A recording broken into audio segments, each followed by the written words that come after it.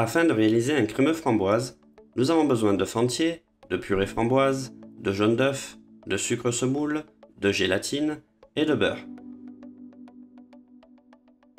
Il ne sera pas nécessaire de faire bouillir la purée framboise préalablement, une simple petite chauffe pour la rendre fluide sera suffisant.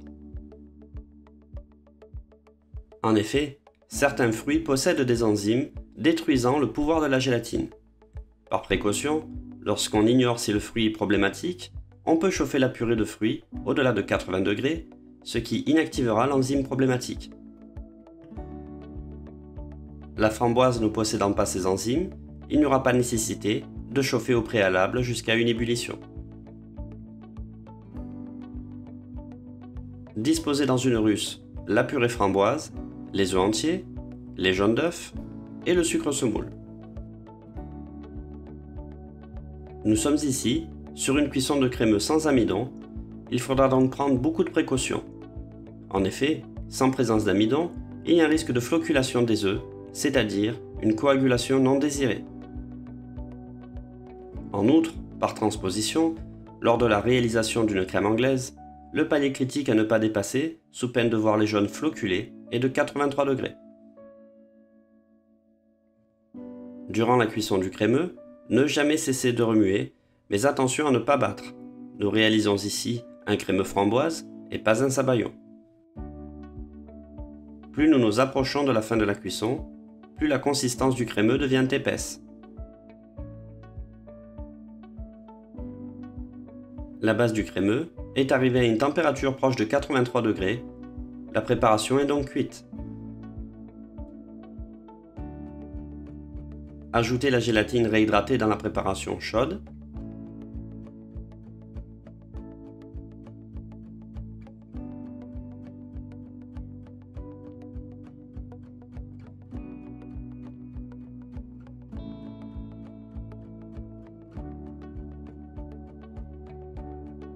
Débarrassez la base du crémeux dans un récipient. Filmer au contact et refroidir à 35-40 degrés.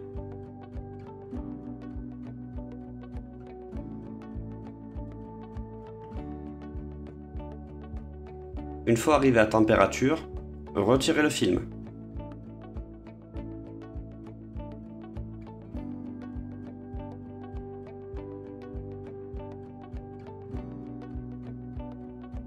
Incorporez le beurre froid taillé en petits cubes.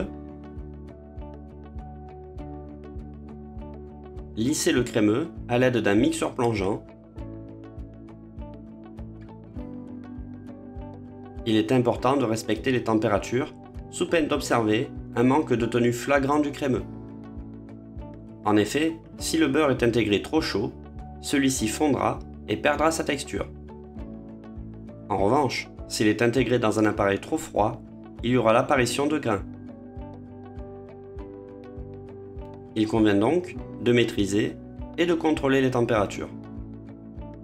Une fois l'appareil lissé, utilisez-le directement pour diverses préparations ou entreposez-le au réfrigérateur. Coulez le crémeux en insert de 14 ou 16 cm de diamètre. Valorisez le reliquat en pochant du crémeux dans des moules en silicone. Entreposez en surgélation pour bloquer et faciliter le démoulage. Afin de réaliser un biscuit à la cuillère, nous avons besoin de blanc d'œuf, de sucre semoule, de jaune d'œuf, de farine et de fécule de pommes de terre. La première étape se construit sur un battage de blanc d'œuf qui vont être meringués avec du sucre semoule. Pour mes mots, le biscuit à la cuillère est classé dans la famille des pâtes battues ou pâtes montées.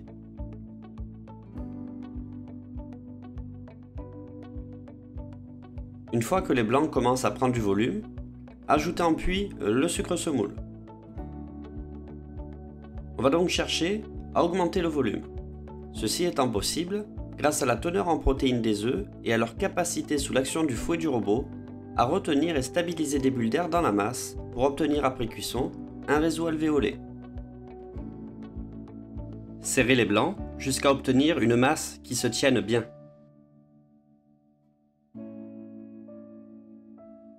versez délicatement les jaunes d'œufs sur le bord de la paroi de la cuve et mélangez délicatement la masse au robot quelques secondes à faible vitesse. Il est important de ne pas mélanger trop rapidement, sous peine de faire retomber la masse.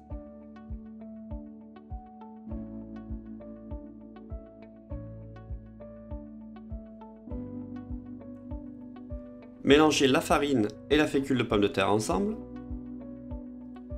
La fécule de pomme de terre n'est pas obligatoire, mais elle va permettre d'alléger considérablement la préparation. La fécule de pomme de terre peut être remplacée par de la maïzena qui aura le même effet. Intégrez la farine et la fécule dans les œufs montés en effectuant le mélange directement à la maryse sans faire effondrer la masse.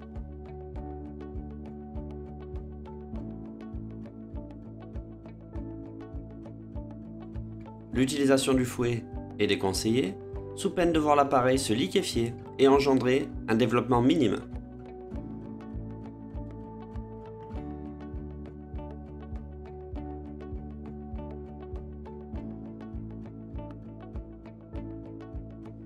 Disposez l'appareil dans une poche munie d'une douille unie. Réalisez une spirale de biscuit.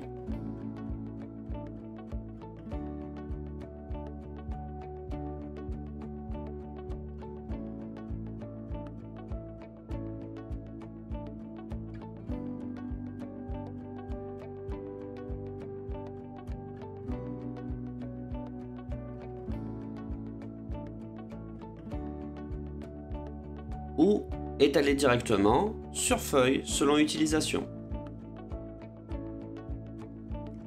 Mettre en cuisson à 190 degrés environ 8 à 10 minutes pour un biscuit à la cuillère poché et un petit peu moins pour une plaque. Afin de réaliser un sirop de ponchage framboise, disposez dans une russe la purée framboise, l'eau et le sucre semoule. Portez à ébullition et laissez refroidir. Une fois tiédi, incorporez la liqueur framboise et réservez.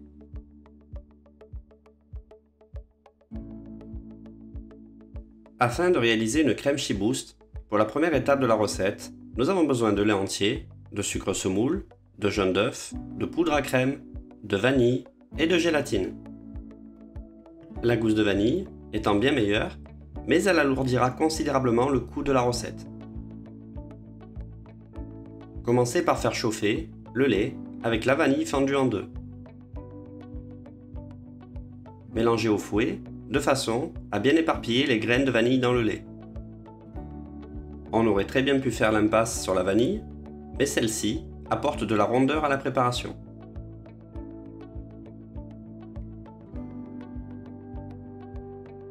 Une fois le lait bien chaud, retirez du feu, filmez et laissez infuser. Après quelques instants, chinoisez le lait de façon à retirer la vanille.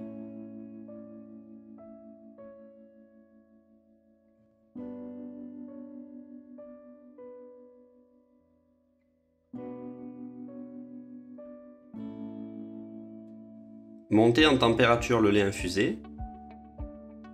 Pendant que celui-ci chauffe, mélangez les jaunes d'œufs avec le sucre semoule. Veillez à mélanger les éléments immédiatement, sous peine de voir les jaunes d'œufs former de petits grains. On dit alors que le sucre a cuit les jaunes. Plus précisément, le sucre, en contact avec les phospholipides contenus dans les jaunes d'œufs, provoque une réaction qui génère de la chaleur et suffit pour provoquer une petite coagulation. Incorporez ensuite la poudre à crème. La poudre à crème, qui est un amidon de maïs, additionné d'un colorant jaune et de vanille. Certains professionnels utilisent de la farine de blé ou de la maïzena. Bien entendu, tout ceci est laissé à l'appréciation de chaque professionnel, mais n'oublions pas que les amidons ont des pouvoirs épaississants qui diffèrent, il faut donc être précautionneux. Bien mélanger cet appareil afin de ne pas former de grumeaux. Au niveau HACCP et plus généralement de l'hygiène, il est important de maîtriser le protocole. Pour éviter tout risque bactériologique, on peut privilégier l'utilisation de jaune d'œuf pasteurisé qu'on appelle ovoproduit, à l'instar d'œufs coquilles qui peuvent présenter un risque de contamination si la manipulation des œufs n'est pas conforme.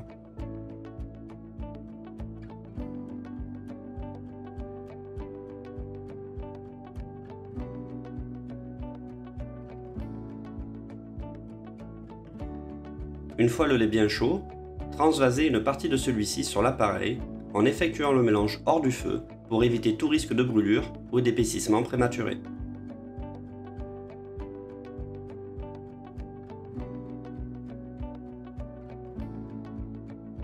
Délayez le mélange et reversez le tout dans la russe.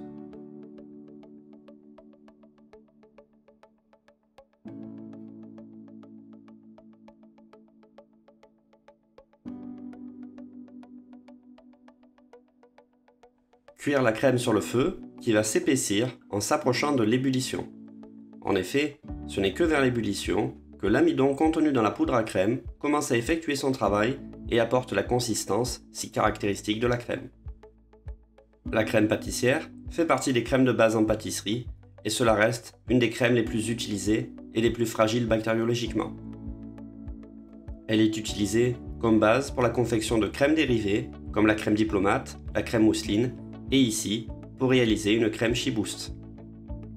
La crème pâtissière est en cuisson et nous observons une petite disparition de l'écume au plus nous nous approchons de l'appoint de la cuisson. Dès que la crème commence à s'épaissir, il est très important de mélanger énergiquement en allant chercher la crème jusque dans les bords de la russe. Cuire environ 30 secondes à 1 minute pendant l'ébullition, ceci faisant partie du protocole de réalisation de la crème pâtissière selon la méthode HACCP.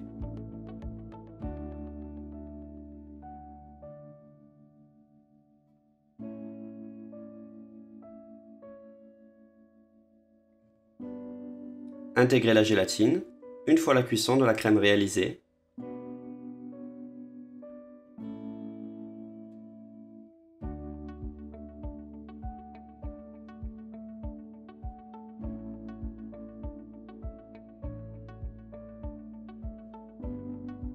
Mélangez convenablement au fouet de façon à bien la répartir.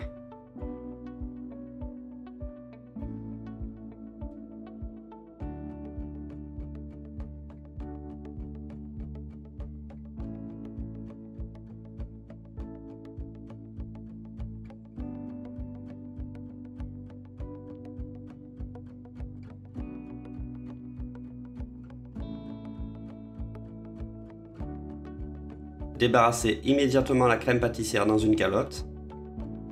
Nous allons réaliser une crème Shiboost, qui est une crème dérivée composée d'une crème pâtissière collée à la gélatine et additionnée de meringue italienne. L'origine de la crème Shiboost est ancienne et provient du célèbre Saint-Honoré. En effet, ce magnifique dessert était à l'époque garni d'une crème Shiboost. Filmez la crème au contact afin d'éviter qu'elle croûte. Contrairement aux autres crèmes qu'il faut refroidir significativement, la crème Shiboost est une crème qui se réalise souvent à chaud. Ici, nous allons tout de même la refroidir, mais jusqu'à une température d'environ 45 degrés. Nous allons donc l'entreposer en cellule de refroidissement afin de faire chuter rapidement cette température. L'utilisation d'eau glacée ou d'un pasteurisateur sont également des solutions permettant de la faire refroidir. Afin de réaliser une meringue italienne, nous avons besoin de blanc d'œuf, d'eau et de sucre semoule. Cette meringue se construit en versant un sirop de sucre chaud sur des blancs montés. On obtiendra alors une meringue souple, plus ou moins chaude et brillante. Pour commencer, disposez dans une russe l'eau et le sucre semoule. Pour réaliser la cuisson d'un sucre, il y a des précautions à prendre pour la mener à bien. Cuire dans un récipient très propre et sec. Souvent, il est préconisé un poêlon en cuivre, mais l'entretien est fastidieux. Évitez de remuer pour éviter que le sucre masse, c'est-à-dire engendrer la formation d'une masse opaque et visqueuse. On pourrait intégrer du glucose à l'intérieur de la russe afin d'apporter une certaine viscosité à la meringue et surtout d'éviter que le sirop masse. En effet, le sirop de glucose est un anticristallisant, il permet de prévenir la formation d'une masse visqueuse et opaque. C'est un agent graissant. On peut donc graisser le sirop, plus précisément, lui ajouter un produit ayant un effet anticristallisant. Attention, il ne s'agit pas là d'intégrer une matière grasse. On pourrait donc intégrer du sirop de glucose à l'intérieur du sirop. Durant la cuisson, le sucre va passer par de multiples stades qui portent tous un nom, comme le petit boulet, le boulet et bien d'autres encore. Toutes ces appellations correspondant à des températures bien précises que le professionnel sait identifier. Pour les températures bien précises, contrôlez la cuisson avec un thermomètre. Lorsque le sirop arrive à 110 degrés, commencez par faire monter les blancs. Il peut être envisagé de monter les blancs avec un peu de sucre semoule afin d'éviter qu'ils grainent, ceci par mesure de précaution.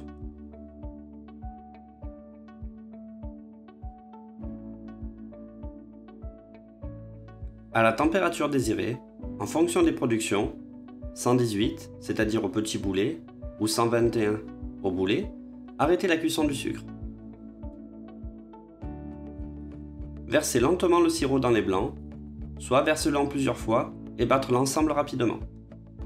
Le fait de verser en plusieurs fois assure une bonne intégration du sirop qui sera bien dans les blancs et pas sur les parois de la cuve. Battre la meringue tout en la laissant refroidir. Continuez le battage jusqu'à arriver à une masse assez dense mais encore souple. Pour certaines préparations, comme les mousses ou les macarons, la meringue italienne doit être arrêtée à des températures plus hautes. Il sera donc important de contrôler la température de sortie. Veillez à battre la meringue italienne jusqu'à obtenir une texture souple et jusqu'à une température proche de 45 degrés. Une fois la crème pâtissière à 45 degrés, travaillez celle-ci à l'aide d'un fouet. Veillez à bien la lisser.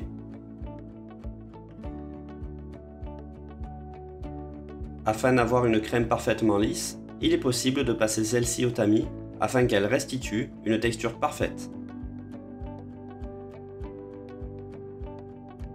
Une fois la crème lissée et à une température proche de 45 degrés, incorporez une partie de la meringue italienne, elle aussi à une température proche de 45 degrés.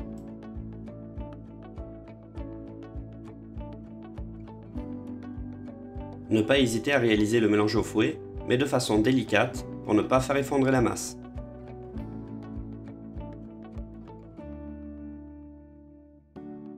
Une fois la première partie incorporée, intégrez la seconde partie. Certains considèrent la crème Shiboost comme extrêmement fragile bactériologiquement, et il est vrai qu'il est important d'instaurer un protocole précis.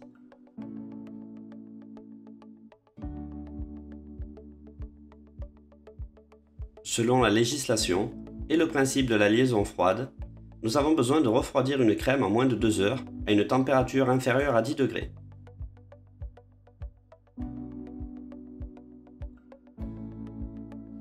Incorporez la dernière partie. Malgré le mélange à chaud, on pourra donc encadrer cette production en réalisant la totalité de cette crème dérivée et son refroidissement au sein même d'un entremets, d'un cercle ou d'un cadre en moins de 2 heures.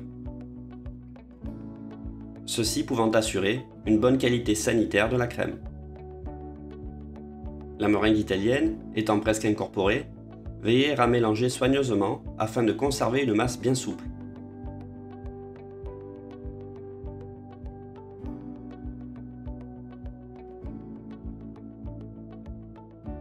Utilisez rapidement une fois la crème prête.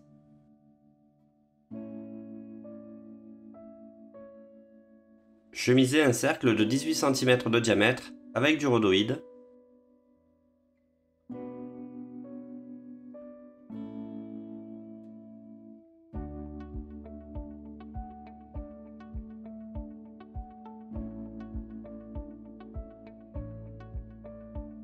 Ponchez la face d'un biscuit cuillère préalablement taillé à 16 cm de diamètre. Disposez le fond au centre du cercle. Ponchez l'autre face du biscuit.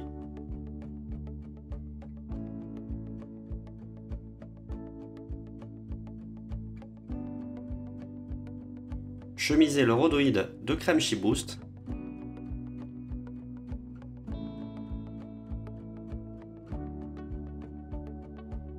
Veillez à bien plaquer la crème sur les parois du cercle.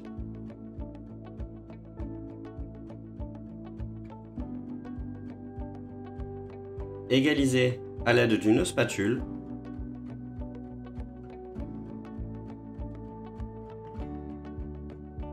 Garnir le centre avec de la crème.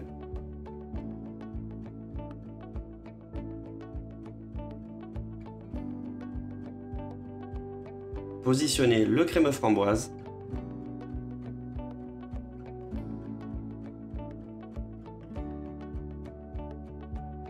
Pochez à nouveau un peu de crème.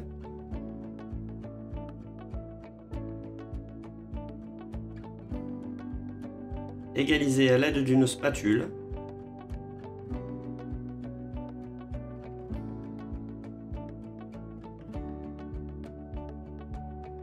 Ponchez la face d'un biscuit cuillère, préalablement taillé à 16 cm de diamètre. Disposez le fond bien au centre. Ponchez l'autre face du biscuit.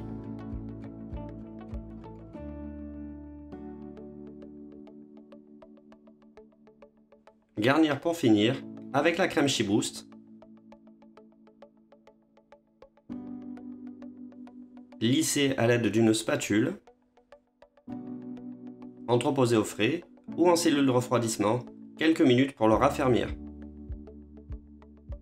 Après un léger refroidissement, et une fois que la crème est un petit peu raffermie, appliquez une couche de glaçage neutre à la surface de l'entremets. Le glaçage qui permettra de protéger et de faire briller l'entremets.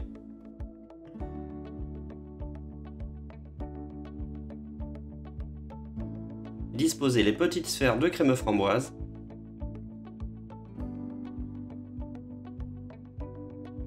Agrémentez de framboises saupoudrées de sucre neige.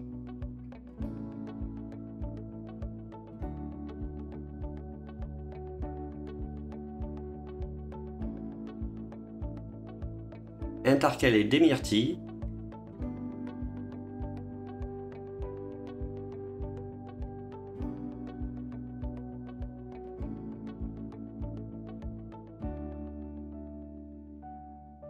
Ajoutez quelques baies de groseille.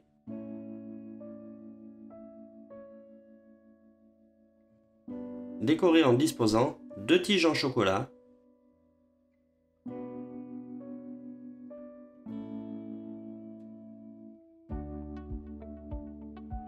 Apposez quelques paillettes d'or sur les crémeux.